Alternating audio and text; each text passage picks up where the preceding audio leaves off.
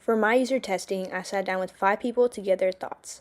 They tried out some new features I designed for the TikTok app and shared feedback to help me improve the user experience. But before we dive in, let's meet the users. I'm user tester number 1. I'm user tester number 2. I am user tester number 3. I'm user tester number 4. I'm user tester number 5.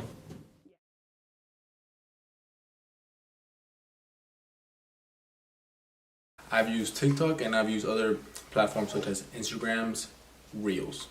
Yes, I have used TikTok and Instagram Reels. Yes, I have used TikTok. Yes, I have. Yes, I have used TikTok and Reels and YouTube Shorts. On the daily. I probably use them daily. I use TikTok at least once or twice a day for a couple hours. Quite often, like every day. Every day. I look for things that make me laugh, or if I could learn something. That they have the information that I am looking for. So I mostly research and then I hope that they have information of what I like to watch. I'm usually looking for like more relaxing content just to like kind of get my mind off of real life and what's going on. So like makeup or like fashion content and just whatever random videos pop up on my For You page. I usually look for like beauty or self-care. Most of the time just to waste my time, procrastinate and whatnot. The first feature I tested with users was the Tune Feed button. I started by asking users to imagine a scenario where their feed wasn't showing enough content they like. Then I gave them the task of finding the Tune Feed button and selecting 3 interests to adjust their feed. Right away, users 1, 2, 3, and 5 were able to locate and click the button on their first try. They all agreed the button was easy to find, well placed, and that the icon effectively represented the word tune. However, user 4 had a bit of trouble. At first glance, they clicked on the Explore text, mistaking it for a settings option. Then they tried the recent TikToks button before eventually landing on the correct one. Once users located the button, all of them successfully selected their interests on the first try. They described the process as simple and intuitive. Every user agreed this feature would improve their feed, allowing them to personalize it based on their interests, hobbies, and even moods. They also liked that it would help filter out random content they don't want to see. 60% of users suggested improvements. Users 2 and 5 recommended adding more categories to choose from. Although the mockup included a Show More button for additional categories, it didn't stand out enough during testing. User 4 suggested tweaking the icon design to make its purpose even clearer. The second feature I tested was the recent TikToks button. I began by asking users to scroll through a series of color screens until they reached the green one. Then I gave them a scenario. Imagine you watched a great TikTok recently but can't find it in your feed. Their task was to locate the recent TikToks button and access a list of their last 5 watched videos.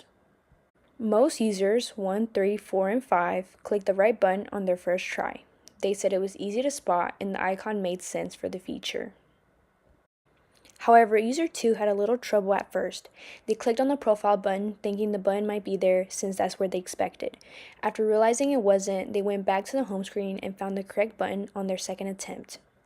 All users agreed this feature would be super helpful, especially since accessing recently watched videos usually takes several steps. No one suggested any further improvements for this feature. The third and last feature I tested with users was the time limit button.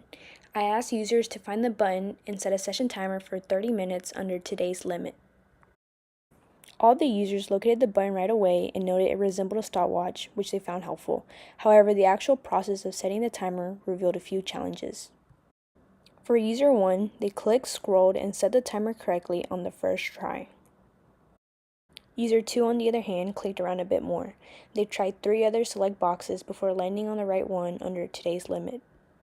User 3 clicked all the correct buttons, but struggled specifically with clicking the 30 minutes button. User 5 clicked on 0 hours, then proceeded to click on 30 minutes, which took them 2 clicks. For user 4, I switched things up a bit and asked them to set a 30-minute timer under daily limit instead of today's limit. They started by selecting the hours option before moving to the minutes and successfully completing the task. Overall, users 1, 3, and 4 felt the process was straightforward. However, users 2 and 5 found the wording on the screen like today's and daily limit confusing. Making these terms more distinct would go a long way in improving clarity. All users agreed that they would use this feature regularly. They felt it would help them manage their time better and avoid spending hours scrolling mindlessly. User 4 said they would prefer to type in the time instead of scrolling through the list of times, as scrolling felt slow. Users 2, 3, and 5 suggested a larger screen with bigger text to make it easier to navigate, especially for those with bigger fingers. After conducting these user tests, I asked users which feature they found the most useful. Users 3, 4, and 5 all pointed to the tune feed button as their top choice.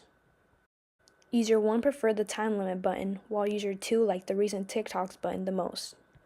2 users, 2 and 5, mentioned that the buttons felt a little too crowded at the top. User 5 recommended moving the time limit button to the settings section.